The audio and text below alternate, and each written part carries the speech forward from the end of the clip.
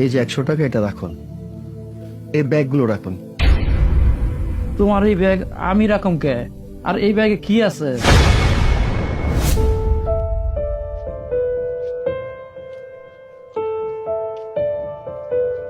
শোনো, একে তো শপিং করতে করতে একদম হাঁপিয়ে গেছি, তার মধ্যে রাস্তায় একটা রিক্সা পাচ্ছি না। আমি এভাবে আর পাচ্ছি না, আমার খুব টায়ার্ড লাগছে, খারাপ লাগছে আমার।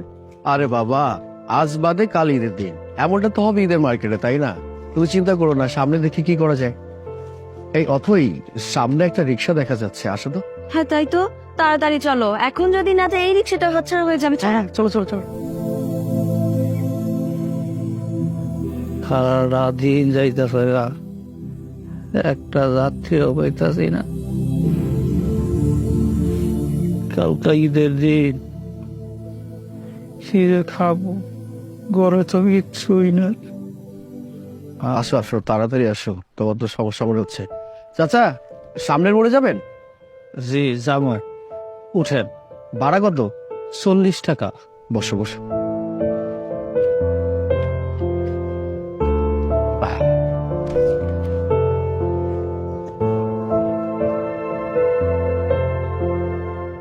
উফ, কি যে একটা অবস্থা।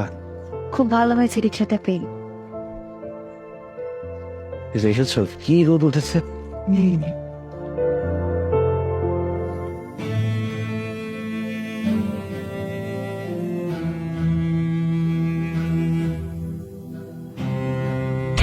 কি ব্যাপার, রিক্সা থামালো কেন? কি হলো চাচা, রিক্সাটা থামালেন কেন? কি ব্যাপার চাচা, আপনি রিক্সা থামালেন কেন? আপনাকে দেখে তো মনে হচ্ছে আপনি অসুস্থ, কিন্তু আপনি অসুস্থ শরীর নিয়ে রিক্সা নিয়ে বেরিয়েছেন কালকে ঈদের দিন, তার উপরে আজকে যে পরিমাণে গরম পড়ে গেছে। আচ্ছা চাচা, আপনার কি পরিবার, মানে ছেলে মেয়ে, আত্মীয় স্বজন কেউ নেই? বাবা রে, কি করবো, কয়দিন ধরে জ্বর শরীরের মধ্যে, রিক্সা চালাইতে পারি নাই। তোমার চাষিও অসুস্থ, বাড়িতে ঘরের মধ্যে কোনো চাল ডাল কিচ্ছু নাই। কালকাতে ঈদ চাইতেছে, ঈদের দিন যা একটু ঘরের মধ্যে রান্না টান্না করব, তারা কোনো ব্যবস্থা নাই। বাড়ির পাশের থেকে তোমার চাষি এক বাড়ির থেকে আদা রসুন আইনা বাইডা রাখছে, আমারে কইল একটা মুরগি নিয়ে যাইতে, তাই রিক্সা নিয়ে বাড়াইছি। কিছু যদি ইনকাম করতাম পারি তবে আমি একটা মুরগি নিয়ে যাইমু। কিন্তু সকালবেলা রিক্সা নিয়ে বাইরেছি, বাজারে মুরগির যে দাম, তোমার চাষি অসুস্থ, তার ইচ্ছা করছে, সেই জন্য এই অসুস্থ শরীর নিয়ে আর এই রিক্সাটা নিয়ে বাইরেছি। যদি কয়েকটা টাকা বেশি ইনকাম করতাম পারি, তাইলে বাজার থেকে ছোট্ট একটা মুরগি কিনা বাড়িতে নিয়ে যাবো। আচ্ছা চাচা, ও যে আপনাকে জিজ্ঞেস করলো আপনার ছেলে মেয়ের কথা, আপনার ছেলে মেয়ে কোথায়, কই? আপনি তো কিছু বললেন না। ছেলে মেয়ের কথা আর কি কমরে মা, ছেলে মেয়ে যদি আমাদের দেখতো তাইলে এই বয়সে কি আর এই রিক্সা নিয়ে আবার রিক্সা চালাইতে হয়? সারাটা জীবন ছেলে মেয়েদের জন্য এই জীবনটারে বিসর্জন দিছি, এখন ছেলে মেয়েরা আমাদের রাইখা চইলা গেছে। তারা কয় আমগো মতন বুড়া বুড়ি চালানের মতন নাকি ওদের ক্ষমতা নাই, তাই তো এই শরীর নিয়ে রিক্সা চালাইতে বাইরেছি। এই যে মা দেখ, রমজান মাসটা চইলা যাইতেছে, একটা বারো ফোন দিয়া জিজ্ঞাসা করলো না আমরা কেমন আছি। ওর ভাই ফোন দিছিল, ফোন ধরে কইল ওগো যেন ডিস্টার্ব না করি। ওরা ওই শ্বশুর বাড়ির লোকজনে নিয়া বালা বালা খাইতেছে, হামগো মা বা বুড়া বুড়ির খবর কেউ রাখে না। বাদ দেও মা ছেলে মেয়ের কথা, এখন উঠেন। বসো।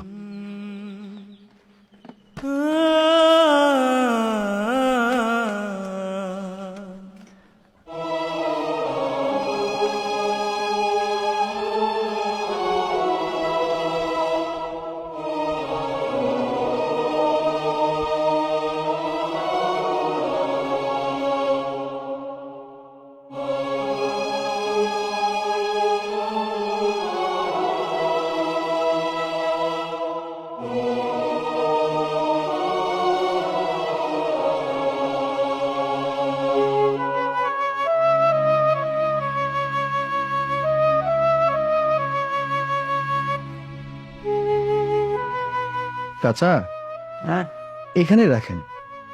হ্যাঁ, এখানে এখানে। হ্যাঁ চাচা, ভাড়া কত জানি বলছিলেন? 40 টাকা। আচ্ছা, এই যে 100 টাকা, এটা রাখুন। এই ব্যাগগুলো রাখুন। তোমার এই ব্যাগ আমি রাখুম কে? আর এই ব্যাগে কি আছে? চাচা, এই ব্যাগগুলোর মধ্যে তেমন কিছু নেই। 2 কেজি মাংস আছে, 1 কেজি সেমাই আছে, চিনি আছে, দুধ আছে, মানে ঈদে যা কিছু প্রয়োজন সবকিছু এখানে আছে। আর একটা কথা, এই ব্যাগের মধ্যে কিন্তু একটা পাঞ্জাবি আছে, একটা শাড়ি আছে। আপনি না বললেন চাচি আপনার জন্য বসে আছে? ঈদে আপনাকে খালি মুখে থাকতে হবে না। ব্যাগে যা কিছু আছে এগুলো নিয়ে চাচিকে দেবে। এইসব তুমি কি কইতাছো বাপ? তোমাকে ব্যাগ আমি নিমুকে? আর এইটা তো আমি কথায় কথায় কইছি। আর এই ব্যাগের মধ্যে যা আছে এটা তো তোমার নিজে লইয়া কিনছ। আমি যদি নিয়ে যাই তাহলে তোমরা ঈদের দিন খাইবা কি? হ্যাঁ বাবা রে, তোমরা যে কইছ এতে আমি পাইছি, আমি খুব খুশি হয়েছি। তোমরা নিয়ে যাও। চাচা, বিষয়টা আসলে এমন না। এসব আমাদের জন্য আমরা কেনাকাটা করিনি। আমরা তো মনে মনে আপনার মতো একজনকে খুঁজছিলাম। মানে সত্যি কথা বলতে কি, ছোটবেলায় মা বাবাকে হারিয়েছি। আমরা চেয়েছিলাম যে আপনার বয়সী মানুষ যদি পাই, মানে আমার মা বাবার বয়সী মানুষ যদি পাই, তাহলে আমরা এসব তাদেরকে দেব।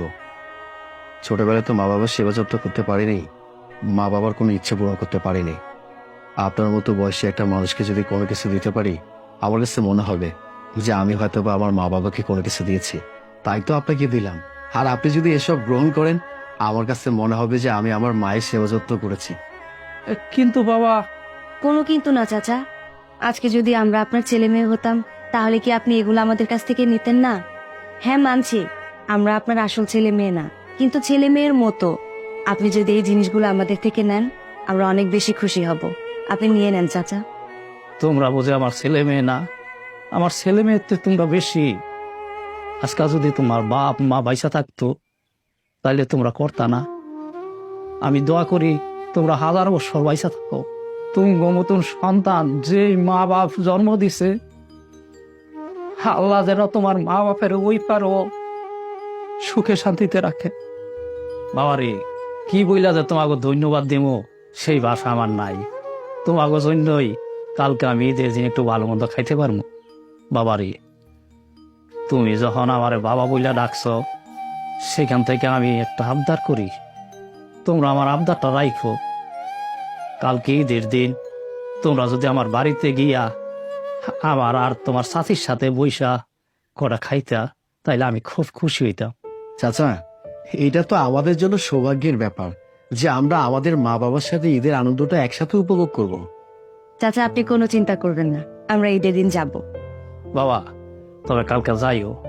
ওই রসুলপুর গিয়া রমি যে নাম বললেই এই বাড়িটা দেখাই দিব। তবে আমি যাই। ঠিক আছে বাবা, আপনি সাবধানে বাড়িতে যাবেন। আজকে আর রিক্সা চালাতে হবে না। আমরা অবশ্যই কালকে আপনার বাড়িতে আসবো, ঠিক আছে? ঠিক আছে বাপ, তাহলে আমি যাই। আচ্ছা ঠিক আছে। ঈদ শুধু ধনী মানুষদের জন্য নয়, গরিব অসহায় সব মানুষের জন্য। আমরা যদি ঈদের সময়টা মানুষকে এভাবে সহযোগিতা করতে পারি, তাহলে আর গরিবদের মনে কোনো কষ্ট থাকবে না। আল্লাহ অনেক খুশি হবেন। চলো।